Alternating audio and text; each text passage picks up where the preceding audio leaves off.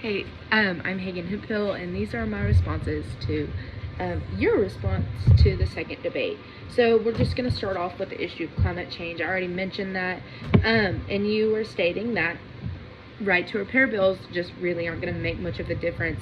But Divya Shakar said in April of 2003 that the right to repair allows you to extend the life of your phones, appliances, and other electronic devices by providing you access to repair options by original equipment manufacturers or third-party repairers.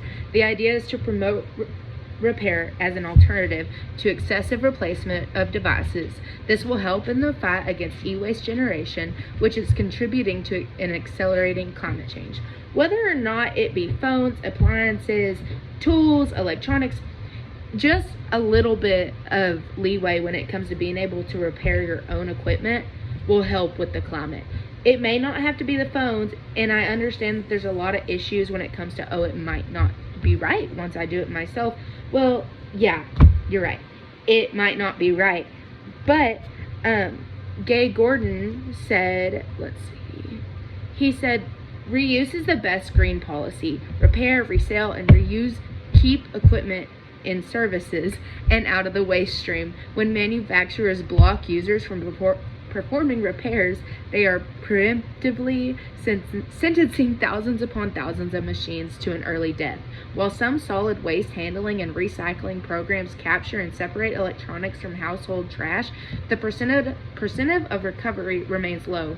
Electronics contain a toxic mix of chemicals and heavy metals that don't belong in landfills. Electronics should not be incinerated. The presence of any battery is an explosive risk with the potential to seriously injure people and destroying costly equipment. The more repair and reuse, the less trash that winds up in local landfills where suitable processing is expensive and unvaluable. So whether or not we're fixing it ourselves, whether or not we're taking it to a store, just getting it fixed instead of replacing it will help the landfills. Whether it's done perfectly, whether it's brand new, whether it's used, it will help to decrease the amount of e-waste that's going in, which can have so many effects on not only our environment but also our people. In the matter of cybersecurity, I'd like to bring up a quote from Paul F. Roberts of Belmont, Massachusetts in January of 2023. He said, properly implemented, I can't read today, right to repair laws actually promote device security rather than undermine it. That's because maintaining deployed devices after manufacturers have walked away from the table or gone out of business is crucial to maintaining a healthy Internet of Things ecosystem. Right to repair laws create the conditions under which such an aftermarket repair ecosystem can flourish. So, I mean, yes, there are cybersecurity issues when it comes to repairing your own stuff, but how many people are smart enough to actually break through a cybersecurity, background, anything like that? They're not going to be able to do that because a lot of people don't have the knowledge to do that. So yes, it may be an issue, but just like any other thing, there are issues that can come up from other people.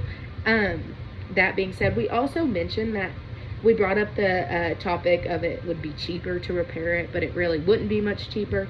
But you quoted Louis Yang, and I've done my research on him from Harvard University, and he is actually in the profession of entomology and nematology, none of which has to do with finance or anything of sorts when it comes to right to repair.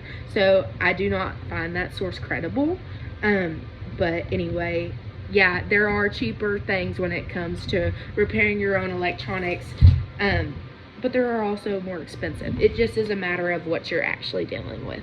So anyway, thank you so much for all your help.